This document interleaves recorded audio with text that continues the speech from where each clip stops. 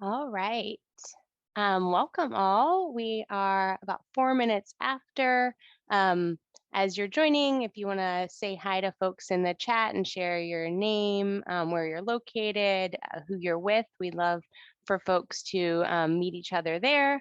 Otherwise, I'm going to keep my portion pretty brief here.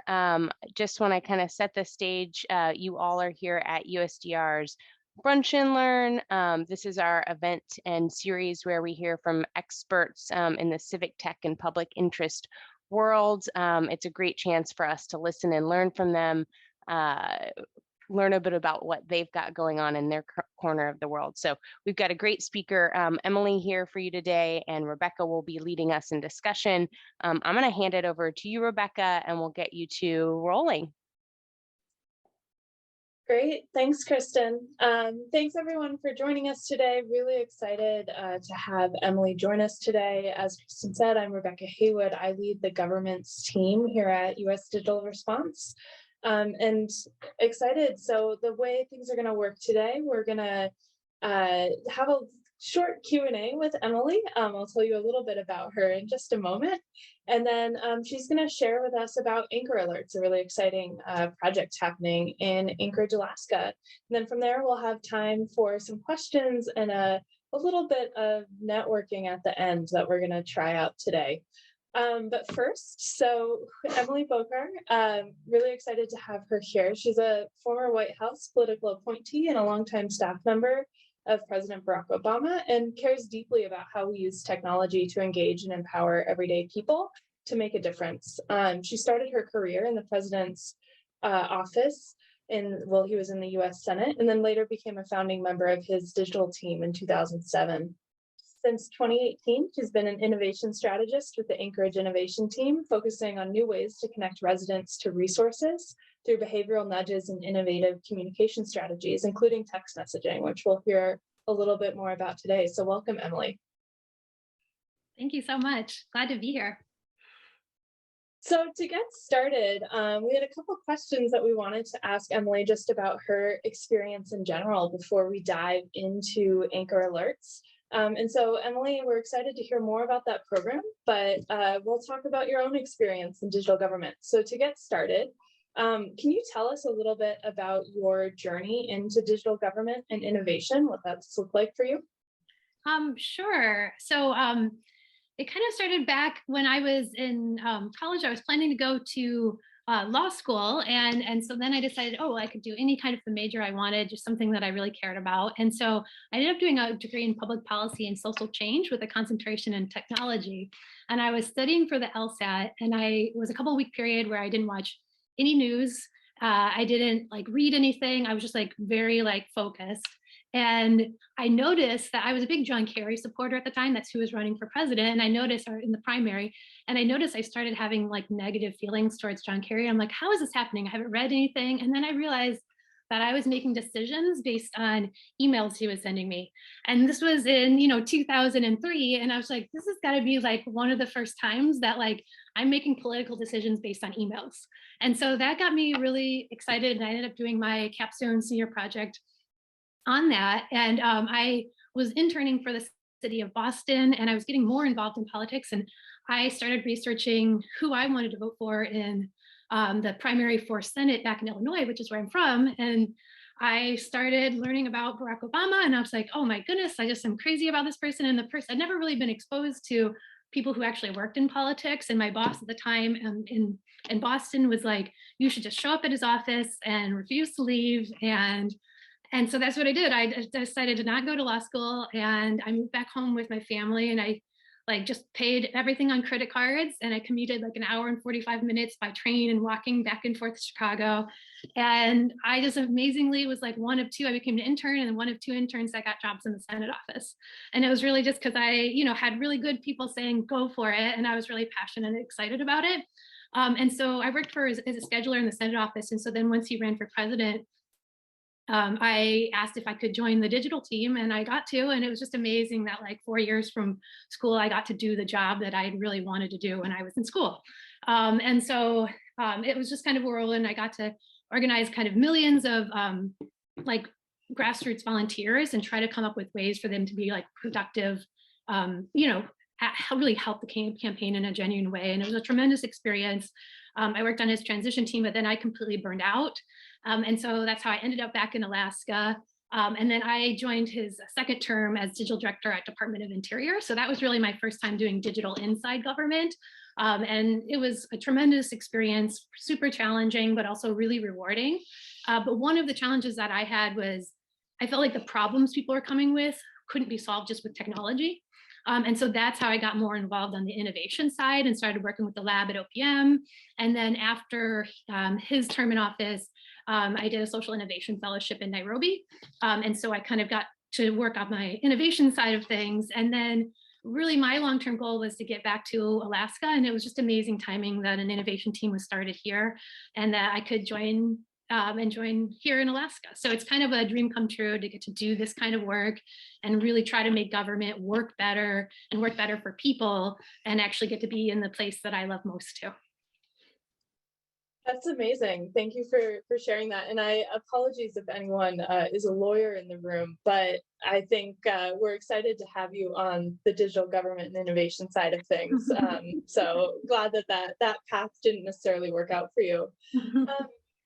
With the kind of broad experiences across campaigns, across the federal government, and your experience in Anchorage at the local level, can you share a little bit about what some of the differences or similarities that you've seen in doing this type of work between particularly the federal and local levels? Sure. I was really excited to join on the local level because I was really curious about that because there's so many similarities in different like branches of federal government. And I've definitely found that the similarities extend towards local government too. I think that there's a little bit fewer lawyers involved and fewer bureaucracy in some places, and just more opportunity to kind of just do things. But I think in general, the same kind of challenges exist. And one of my big takeaways has really been just how wonderful government employees are, because I think they get a really bad rap that, they're the ones causing problems. But really, like, people in government and local government and in federal government are really in it for the right reasons for the most part. And they really care about the mission. And it's just this system that's like a culture of fear where they can't make mistakes and they're completely overworked that kind of like sets something up where it's just a really challenging to make change. And I think that's where innovation teams are really important, because we can kind of like make a safe space where people can experiment and fail and advocate for people. Because I don't really see my job as like coming up with great ideas. It's really how can you like clear pathways for those government employees who already have the ideas to actually run with them. So I'm excited. I get excited by the government, the local and the federal, because I feel like since there are so many similarities, that means things can scale between the two. So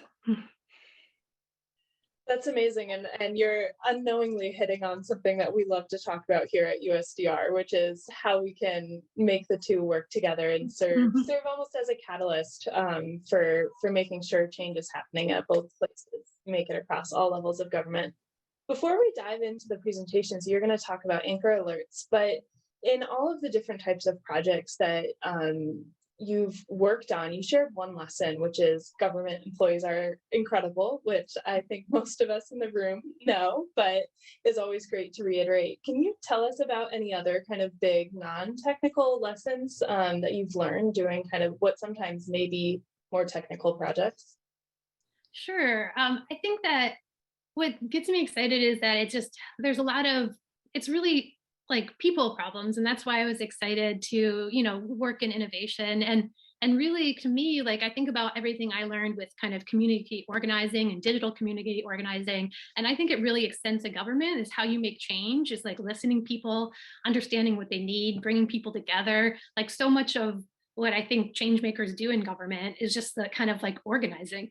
And so that background has really served me well in government. So I think that's really important, because you can have the greatest idea, but if you can't bring people together around it, it's just not going to go anywhere.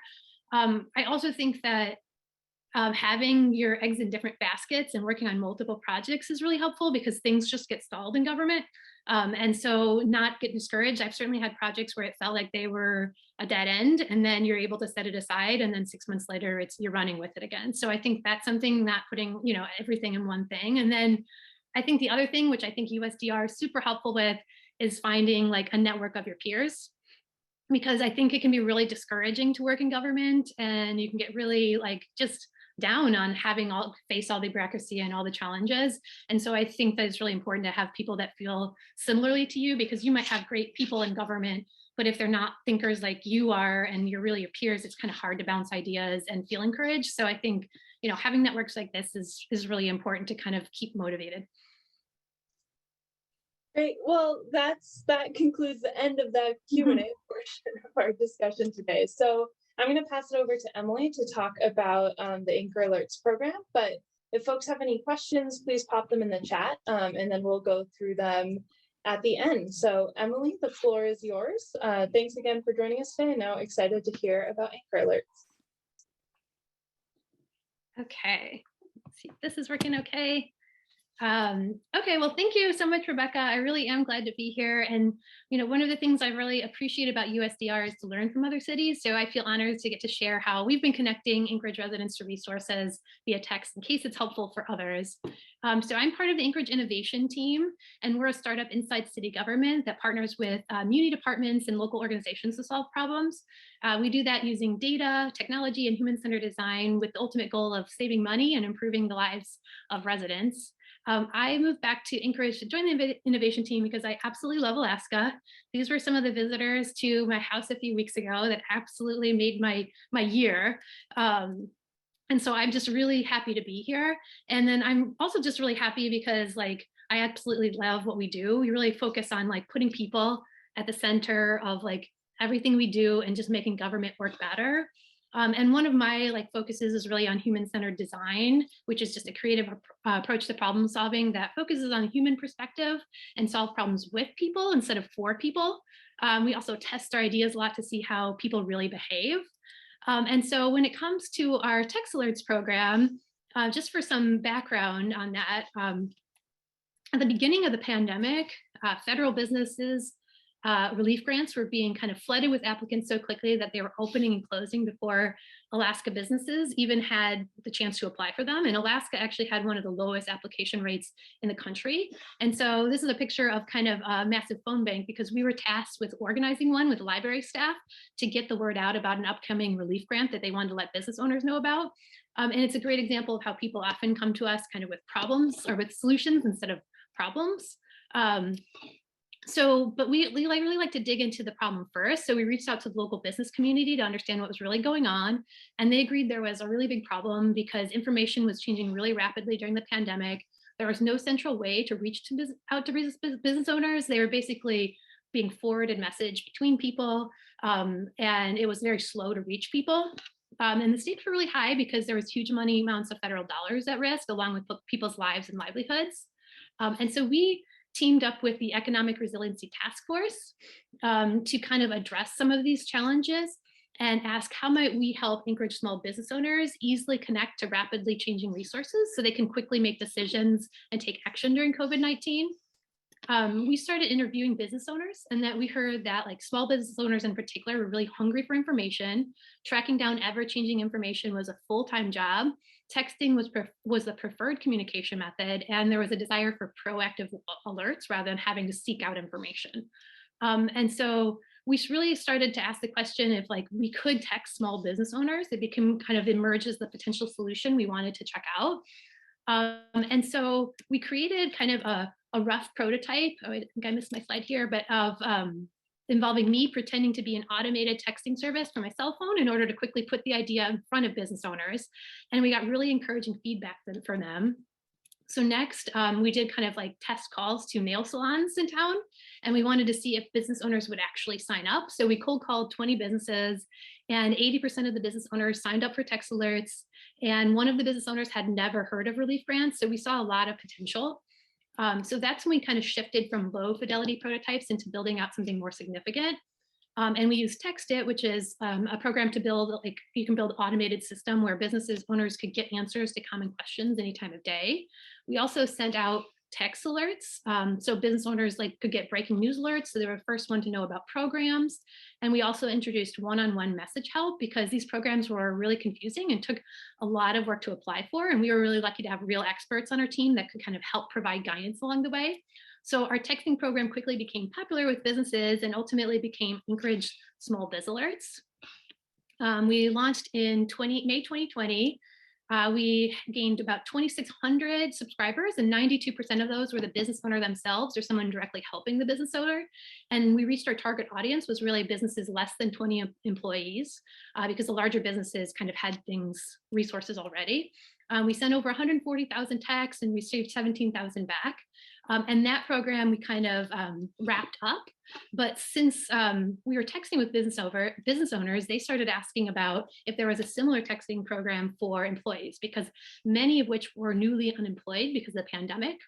They saw their staff struggling to navigate a complex web of services that were suddenly under really high demand. And so from our previous projects with WIC and the food bank, we had a pretty good understanding of understanding some of the struggles that residents face, but we reached out to our wide network of partners to get a sense of like the current situation and how texting might help. And we really wanted to find out that like our Anchorage residents struggling to connect to the resources too, like businesses. And we heard definitely back, yes, they were struggling to connect. And the problem was only increasing because of the pandemic and so many layoffs. And many didn't know what programs were available to them or just assumed they didn't qualify. And there was also shame around asking for help and a belief that others needed the help more. And so with our partners, we asked the question, how might we help Anchorage residents in need easily connect to resources via text message so they can quickly get the help before their situations get worse? The first thing we wanted to do was to test the idea quickly if residents wanted these text messages, because we knew business owners did, but did residents? And so to find out, we added a question to a Muni pandemic relief application, which offered free grocery store gift cards to those in need and was being like widely promoted. And so we wanted to see if people who signed up for that would opt into text messages. And 90% of applicants said yes to text messages, which was way higher than I was expecting. And it became pretty clear that not only did residents want this, but we now had over 16,000 people already signed up. And so since we were already had the technology for small biz alerts, we were able to move really quickly, and residents were hungry for information and support, and especially rent relief. So we worked with the Alaska Housing Finance Corporation to promote their rent relief program. And within a minute following our text, nearly 600 people started filling out applications, and we became AHFC's #1 referral source overall. So not only were we kind of people receiving our text, but they were actually taking action. This worked out great for AHFC because they had the capacity to handle a really large volume of applicants, but for other partners, it was actually quite challenging to keep up with the demand once we set out a text. And so this was a good problem for us to have because it showed how effective the tool was. And it's really opened some doors for us to work with partners to kind of improve their systems so they can serve people more efficiently. So after our initial success, the texting program officially became Anchor Alerts. There's been a tremendous amount of support and appreciation from residents and service providers. We get a lot of thank you messages, and I feel really connected to the subscribers. Seniors especially send us a lot of texts, and one of my favorite has been an older woman who, after I helped her arrange transportation to a food pantry, she texted me photos of her pet rabbits. And so it's just been a really special experience to text with people. Our subscriber base has grown to 25,000, largely because we partnered with AHFC to welcome rent relief applicants into the program and by some word of mouth. We haven't officially launched the program yet, so there's kind of huge potential to grow subscribers by referrals from other programs and to like more publicly promote it. So to go into a little bit more detail on how it actually works is, again, we have people who joined by opting in, or with the rent relief subscribers, they were enrolled with an option to opt out. And then we have the subscribers that used our sign up page. Once folks sign up, they get a welcome text and an opportunity to learn the resources right then. How it works technically is that they're sent to an automated help menu that we've designed using Text It. And it's also how we send out the blast alerts. Text It lets us build kind of a choose your own adventure kind of flows, and we've connected it to Twilio, which actually sends the text message. We also use Zapier to connect things like our sign up page. And I won't go into all the kind of technical details right now, but feel free to reach out if you want to dig into this more. The great thing about all of this is it doesn't require coding. It requires some tech savvy and lots of attention to detail, but it's something I've been able to manage on my own with help from USDR and my teammates kind of connecting different sites and occasionally troubleshooting. We pay for the program using a grant from the American Rescue Plan. Prices can differ kind of based on the quantity of text you send, but for us, it costs about 27 cents each text. So it's about $675 each alert we blast out. And we have about a monthly cost of about $100. So it's not cheap, but compared to social media advertising and other budgets to get the word out about programs, we suspect that we get a lot more bang for our buck this way. And it's something we kind of hope to dig in deeper. I'm not an expert in community services in Anchorage. So the reason the program works well is that we have a lot of amazing partners that we collaborate with to send out alerts and connect residents to resources. And some of these folks I knew from previous projects, but most of them I met from introductions from other partners like, oh, you should talk to so-and-so. And what's worked really well is that I reached out to folks before the program launched to get their feedback. So when we actually launched, we were ready to send out text messages. They were already bought in to the idea and kind of excited to work with us. The biggest hurdle with working with partners is that they're really busy doing really important work. And so the reason this has worked out well is that we're really respectful of their time and design texts that like work for them and keep them simple. And it's just a helpful way to get the word out about their program. So it's kind of win-win. We really focus on connecting residents to either core services or we highlight new ones that pop up.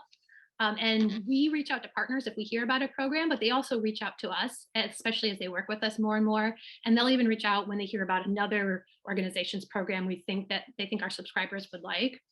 So the first thing we do is kind of like gather information on the basics and what we think residents would like to know, like who is eligible, what will they get, how do they apply, and like, is there a phone number to call for help? And we also try to assess if partners can actually handle the large volume of applicants.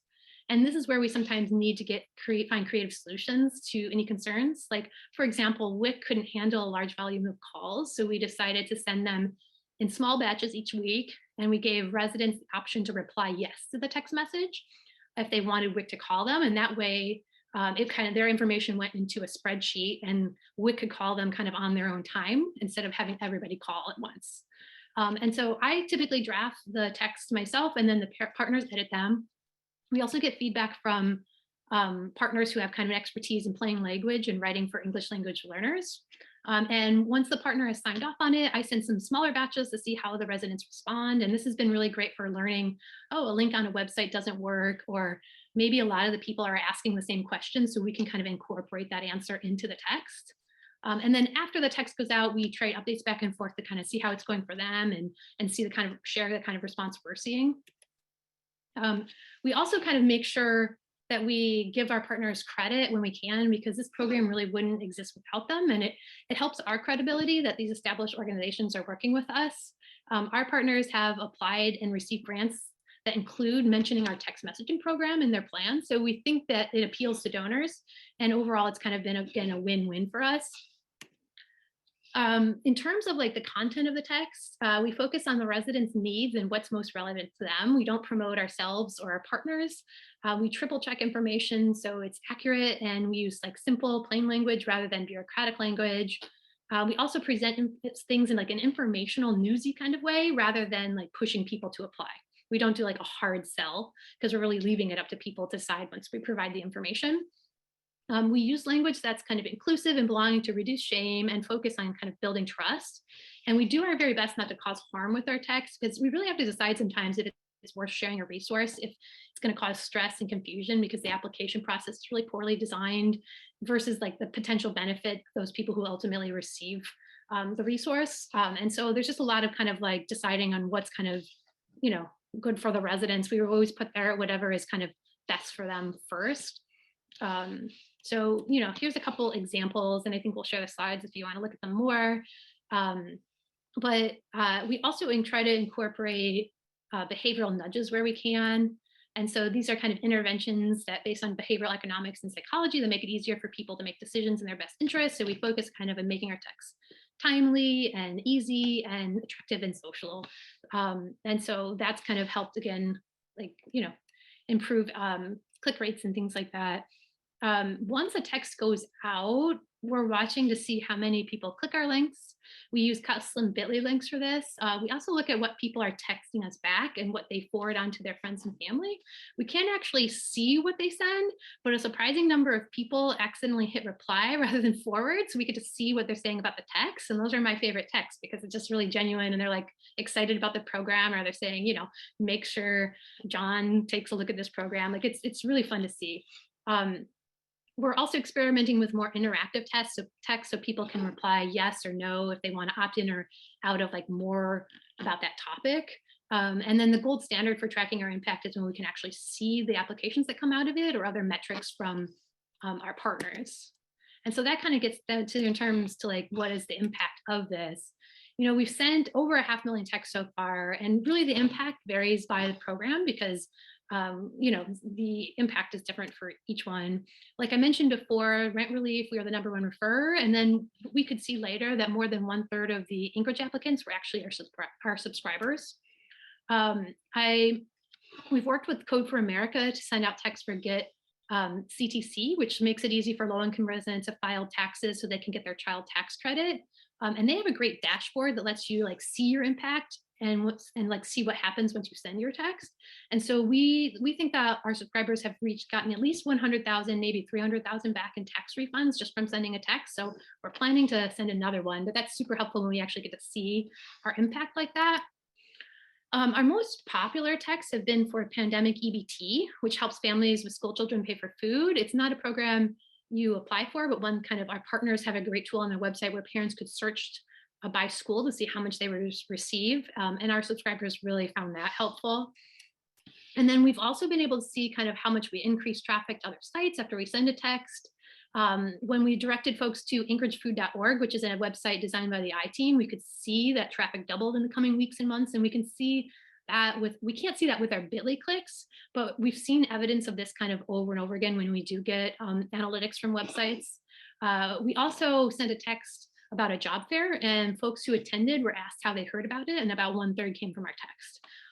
And so it's a wide range of resources, but we see a lot of evidence that residents are really using the resources that we share with them, which is a big one. Another impact has been that we've been able to reach an often hard to reach audience. Ones that are struggling financially, often unaware of resources. Many of our subscribers are English language learners who reply to our texts in other languages. Many lack access to computers or struggle to apply for help because they don't have email addresses or understand how to navigate websites. It might be surprising, but Anchorage has some of the most diverse census tracts in the US, and those zip cards are where the highest number of our subscribers reside. 64% of our subscribers are people of color, and 83% of our subscribers come from have incomes that are less than 50% of the area median income, and 50% of our subscribers make less than 25% AMI. So we're really reaching an audience that we set out to reach, and see a lot of potential in having a communications channel with them like this.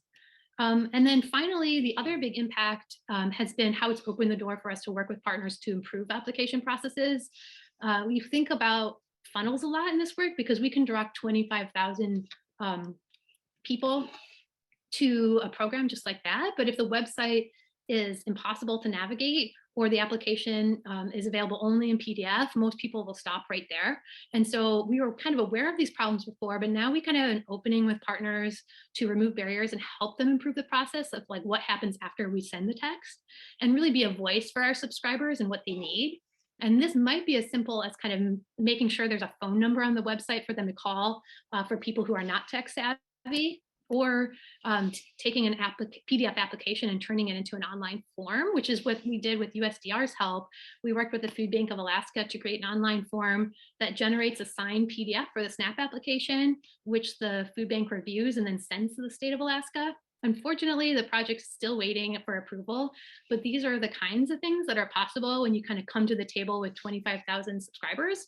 Our partners want to make it easier for residents to apply, but often they don't have the resources, know-how, or like time to make it happen. So it's been really an unexpected but really great impact of Anchor Alerts, which is a great segue to the amazing support we've received from USDR. I heard about USDR from my Obama channels kind of early on during the pandemic, and was really interested to work with USDR. So kind of I reached out when we were kind of in the planning phase of small biz alerts. And I wasn't even sure exactly what I needed help with, but I wanted a sounding board and some technical expertise, and they really rose to the occasion. And so we had a great developer who made sure TextIt could do what we wanted. They also provided folks I could get advice from on the project, which was especially important to me because the pandemic was really isolating. And it was really helpful to have someone say, yes, your project makes sense and we're here to support you if you need it. If there was something beyond my technical abilities, I was able to reach out for help, and they really came together and brought us support so quickly. They designed our logos and sign up page for both small biz alerts and anchor alerts. And projects like the Snap online application would have never happened without USDR. As an innovation team, we just have more projects than we can manage, and so that we can take on. So it's really amazing when like a good idea comes up like that, and we can say, we know some great folks that can help you make this happen. Like that's just so amazing to have that opportunity. We've probably had over a dozen USDR volunteers work with us, and they've all been wonderful and have stayed in touch, and it's been a really impressive organization to work with. Two of our volunteers have moved from the private sector into government work, which I think is really underappreciated role that USDR plays kind of as like a talent pipeline, because we really need excited, talented folks in government. So I'm really thankful for USDR's kind of work on that as well. So what's next for us is that we're going to start texting in other languages. We'll continue to work with partners to improve the application process on core services. And I'm working on how we could develop kind of a new onboarding process that would use drip text to get folks caught up on resources that we've already shared. Ideally, we'd expand and open anchor alerts to more residents, but there's still a lot of uncertainty for us about if we'll be able to continue the program with kind of out a long-term partner, which kind of leads to one of our top learnings, and that's that working across silos is like the best and the hardest part of anchor alerts. So there's been all of these existing services in Anchorage, but there really hasn't been like a central place to learn about all of them and navigate between them. So filling that gap has been a really great experience for us because it's a need in the community. And because texting is new and exciting, we're not stepping on anybody's toes who's already doing this. We've also been really welcomed and supported by the existing service providers, but it's also really hard because there isn't a clear partner who can take over this project. Ideally, the I team works with partners on projects and doesn't own them forever. We're really not set up for that. And I've tried to set us up from the beginning so that a partner could take over the program, but partners exist in their own silos, and so does funding and leadership support. And creating sometimes something new made it easier to get support and run with it, but finding it a long-term home has been harder. And so even if this program doesn't last forever, I think we've made a real impact so far, and I'd love to help other cities do it, but it's kind of uncertain where it goes for us. Another learning is that we found it really helpful to start small and grow. It didn't cost a lot of money to get started, and we didn't ask for permission. We just kind of did it. I initially started pitching the idea, but ultimately I just asked someone to add a checkbox to an application form, and within a week we had 16,000 subscribers. So I'm not sure what would happen if we had mapped out an entire program first. I'm just not sure it would have come together and actually happened. And so what I might do differently next time, if we even wanted to start smaller, would be to kind of manage expectations and like have it kind of a shorter term thing that people would be signing up for. So it's just not overcommit without the capacity to see it through long term. It worked out for us, but that would be a way to kind of start it a little bit smaller. And then let's see. So another learning is this is definitely a communications project. It's also kind of a data project. And that's where I think the real potential is that we have a lot of information on residents that need help already. And it's really about finding those people, working with partners to find those people, and having a simple way to stay in contact with them. It's also important to think through the data that we're collecting and how it's being stored, et cetera. I think my North Star on this project is really trying to replicate and scale the amazing service providers the work they're already doing. So there are so many dedicated and talented folks that are overworked, and they've been really my inspiration how we design this. Like, how can we take the knowledge and the compassion that they have and kind of scale that in a way so we can actually serve more people? I also have a really deeper respect for service providers on the front lines, because this project has probably been the most emotionally draining of my life, because texting with people one-on-one who are kind of struggling and pleading for help has forever changed me. And it's one of the reasons that I needed to move to an automated help menu, is because I couldn't keep up with the one-on-one messages, and not being able to keep up with those, but also just emotionally, like there's just so many and I wasn't being able to get back to people. And it was just really hard because people really need the help. So building in the automated help menu was really helpful. And I would definitely start off with that if I was going to do it differently, rather than kind of getting people used to one-on-one help. But I also think it would be awesome to grow back into one-on-one help if we actually had more support for the program, because it's really amazing to kind of help people via text. And then another really important thing was like focusing just on building trust. They say trust is gained in drops and lost in buckets. And we work really hard to make sure we're providing accurate, helpful information to our subscribers based on their needs, not ours. One thing I would do differently is to create more content ahead of time, because I think we lose trust when things get busy and we don't text regularly. Another thing is that I would really think about is how to maintain control over the messaging going out. I really worry that, by calling it anchor alerts, as more people learn about our program, we'll get pressure from leadership to send out texts that aren't a fit for the program and could lead to us losing trust with our subscribers. And then finally, I think one of the most important takeaways is that residents need advocates for them inside government. And this program has really emboldened me to even more to stand up for people who don't usually have a seat at the table, because they're not just phone numbers, they're real people who text me photos of their pets and share their struggles.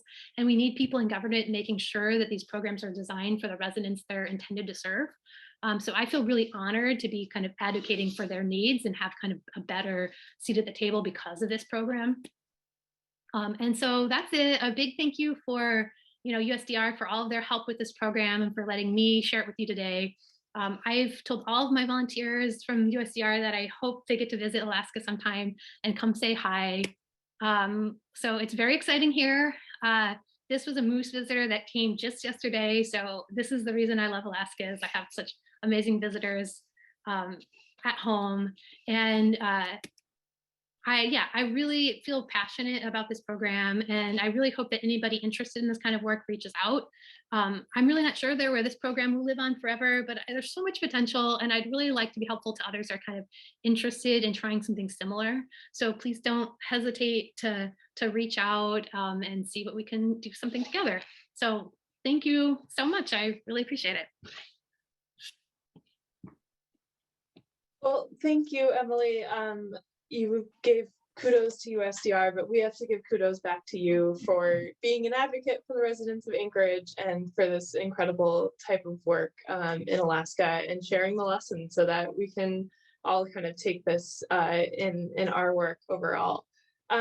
So thank you, and this is incredible, and thank you for sharing the details. What we're going to do now is go into a bit of Q&A. So we've had some questions come in through the chat. If you have questions, please put them in the chat, or ping us if there's something you want to ask. So we'll ask some general questions and then call on folks, and we will unmute you when it's your opportunity to share your question. So Emily, getting started, you talked a little bit about how the program was designed and some of the lessons that you've learned, but I'm curious, kind of in all of this, what of all those lessons maybe was most surprising in thinking back on everything that's happened? I'm not sure it was in the lessons learned, but I think that was most surprising to me was just like how quickly these things can come together, and how there's so much of a need for it. When I asked to put that check mark on the application to sign up, I never expected 90% of people to say it, and it just came together overnight. And so I think that was kind of the most exciting part about it, and the most surprising. I think the other thing would be, and maybe I should have put these in as learnings, is really the intimacy that can happen over text. It was just so different to me than other things that I've worked on. And it's so much different than an email, and people, I'd be texting back and forth at 8 o'clock at night with residents. And it was just really interesting to me from, how that works. Yeah, that type of real-time communication is not, it's hard to get sometimes, in any opportunity. I think for folks who've worked in government, I'm sure you've experienced this as well. And for folks who haven't, that ability to get on the ground or face to face with folks over the internet or over text is an incredible part of really recognizing why we all do this work. Um, so I'm going to go into some of the questions that were asked. So Amelia Totseva, I'm gonna unmute you. I think you were the first person to ask in here. If you'd like to ask it yourself, otherwise I can ask it for you. Yeah, I think Emily actually answered the question right after I posted it. It was about whether you test the content in the text messages and who writes the content. Great. And I think, Emily, if you have anything else to add, I know you spoke to who writes the content, but in terms of some of the testing and that experience in growing that throughout the program. Yeah, in general, what I've been doing is just sending it out to, like a few hundred folks and then 1,000 folks, and kind of just getting a sense like, okay, are the clicks going up? Are they doing things? We did a little bit of like A/B testing, but it's kind of hard on this small scale to like see the difference and the work it takes to set it up. I'm not sure it always makes sense. But as we think about, it's like I'm thinking about how we do like more of a formal onboarding process. Like I think where there's things that we're going to be texting the same thing over and over again, that's where we can really kind of do more testing and like see where things go. But the initial tests we've done like that, it hasn't been clear to see which text is better. And so generally it's just kind of like a gut check of like, okay, make sure we're not upsetting anybody, make sure there's no mistakes, make sure people aren't getting confused. And so that's generally how it's been so far. Great, thank you. So the next question up, Megan Evans Seeds, I am going to ask you to unmute and ask your question. Oh, sure, thanks. I was just curious how much you consider the pandemic to be an accelerant in making the service like this possible. And I'm assuming it did help somewhat. What ways do you see to kind of continue inertia for this kind of work without relying on a global health crisis? I think that's a great question. And definitely with small biz alerts, like the big winner of this was that like there was actually it was called the Economic Resiliency Task Force, and that didn't exist before the pandemic. So it was all these business organizations that came together that for a while were really motivated to work with each other. By the time that we kind of like, as the pandemic broke down, that had already broken apart and they weren't working together anymore. And so we just kind of worked with individual business organizations. And so I don't think it would have happened without the pandemic for the small biz alerts. I think that with resident texting, there's such a need for like kind of to bridge all the different silos that I do think there's still potential in there just because the service providers are just so eager about it. But it just, again, it comes down to, do you have the capacity and resources to fill that gap? Because there's really not, at least in Anchorage, somebody that was, already doing that. And so I do feel more potential there just because there just seems to, at least I'm curious how other cities operate, but there just seems to be such a need for it. And the other thing that I think I forgot to mention is that the service providers themselves have found it really helpful because they don't always know about programs. And so a lot of our subscribers are just, like our service providers that don't know, and then they share it out further. So I think that at the very least is really wanted too. And yeah, so I feel more hopeful for that if you can kind of like build leadership support for yourself to be able to do something like this. There's not really opposition to it. And I'm curious, Emily, building on that, if you could almost wave a magic wand, or kind of whether it's an existing department or a new type of role that you think would be key to be able to keep something like this going, what would that look like in Anchorage or generally in a city you might design? I like, if I could wave a magic wand, it would probably be like, I think something like United Way that could lead something like this, because they're like bringing people together, but they're just not really up on the technology, and there's just challenges there, and it would just take a lot to make that happen. I think that a really dedicated mayor's office could do something like this, but then I worry that in administration change it would be lost. So I don't have an answer to that question, and that's really what I'm trying to figure out. I've also like thought, oh well, maybe we just get cool grant funding like we did now, and it's just like a minimal project that we can keep going. But I think it's not just texting. There's just this greater need to like navigate resources and have a central place, and somebody needs to be filling it. And I think I'm curious what other cities are doing and how they're approaching it. Great. That leaves a great research question for us all. So if anybody curious about how others may be doing this, please do share back out with us, and we'll be happy to share it around as well. Great. Divya, why don't we go ahead with the question that you had? Yeah, sure. So Emily, the question that I had for you is, how would you build that initial list of, all the small businesses that are operating in the city? I'm assuming that that's not an easy task. And also, how do you know that you have the right information? It could be a contact number, it could be an email address, or it could be any other way that you would use to contact these businesses. I'm assuming that it's a challenge, and I'm wondering, how did you go about doing that? Yeah, no, that's a great question. And something that I'm really excited about is because we engaged all of the business community early on, they were like really bought into this project, and they used their channels to do that outreach. So like we had 600 subscribers in the first day just because we drafted an email that they could send, and then they kind of did their own outreach to the program. And because of the pandemic, there was just such a need, we were hitting on a need, that it really spread rapidly. We also kind of put it on, I think we had it on like a utility bill once. We did some kind of random creative advertising, but it really, and then we also had it, the other thing that we did was there was like a pandemic page for businesses on the municipal website. And so it was kind of front and center there. So I think a lot of people joined it that way. We definitely looked into using like business license data in the beginning. And that's where I called through all the nail salons. And like, if we had more capacity, I think that would have been like, it was always something that was like on the radar of we should just randomly cold call more people, because, we were worried about missing out on people who may need it the most.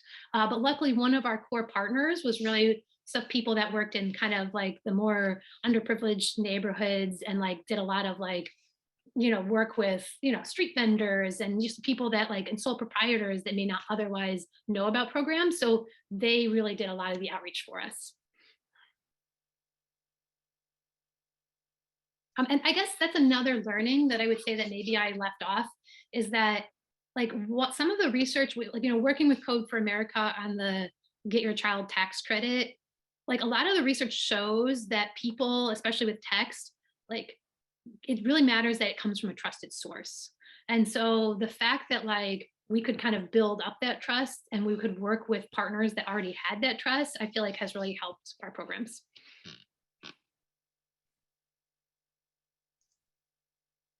Great. Adele, I will unmute you. Go ahead. Hi there. Yeah, I was wondering how much you have to worry about communication fatigue. I was thinking about your story about the John Kerry campaign emails, and compared to back then, we get a lot more communication from all kinds of different sources. I'm constantly like grabbing my husband's phone and sending stop to various text messages. I suppose it's possible that this population hasn't hit that fatigue point yet, that maybe they have more capacity. But I'm just curious how you're kind of factoring that in. No, that's a great question too, because I was really worried about that at the beginning, that we would be overwhelming people with information. And I feel like it's been the opposite, that like we are under delivering. They want more than we can give them. People are just really eager for resources. We don't ever send more than one message a week. And really it's more like one a month, twice a month. So it's really like not a lot. I have a bigger fear of like, there's been gaps where I haven't sent something for like a month or two. And then when we send it again, they kind of forget who we are. So that's where my guilt is, that like, like I wish I could more regular engage. And if I had more capacity too, it's like, we have, the website to connect to food pantries. I would love to be like, have, be able to say, this is what it's like to go to a food pantry and highlight different ones. And I feel like you could create a lot of evergreen content that people would actually like to kind of reduce some of the fear and stigma if you're going to things. And so like, I feel like they would be eager. We do like provide like, like you can reply stop to opt out of messages. So I would say the only thing that people have gotten sick of, which I'm trying to navigate around, is a lot of our texts the last 6 months have been targeted towards parents. And that just happens to be the programs that are out there. And so people are like, why am I on this list? I'm not a parent. And so that's been the harder thing, is kind of trying to get that mix of things. Like, and then there's the other thing of like, we will be sending another text about the child tax credit, but that kind of feels like it could be scammy, like go to this website, fill out all your tax information. And so we try to balance like putting ones before that are like, something that's really clearly local Anchorage, because yeah. So I guess I don't fear overwhelming people. It's more like I want to make sure they believe that we are who we say we are, because we get a lot of messages like you're a scammer and things like that. Adding on to that question, I'm going to pull from a question that Lauren Higby, who's one of our USDR volunteers, had asked about being able to segment by demographics. You shared out some of the demographics information that you do have, but have you experimented with kind of text segmentation around, say, something like parents or something like that? Yeah, no, we haven't at all, but we're really interested in doing that to see kind of like how to do that. The only segmentation we have done is that like, so with parents, we've basically in those texts, since there's been a lot of them, we can say reply no if you don't want it to get any more parent related texts. And so people have replied no, and we've done that for a couple different types of texts. Like early on in the pandemic too, we were sharing vaccine related information, and that got people upset. And so people could opt out of those texts. So we've kind of had an opt out model, but some of our information, like our zip codes, like we've thought about like doing an event specific to a zip code, or things like that. But Anchorage just really isn't big enough that we have needed to do that. But I'm really interested in doing that. But a lot of the things, like the other challenge too, is that like people change phone numbers and you're not sure exactly, so it's a little bit messy data. But what I'm most excited about is kind of like, if we can launch different languages, then we can send kind of different targeted messages to folks based on their language too. So. Great. And I think, Tina, we will end with your question, which I think is great fodder for what might come next. Thanks. Emily, this is awesome. Thank you so much for joining us.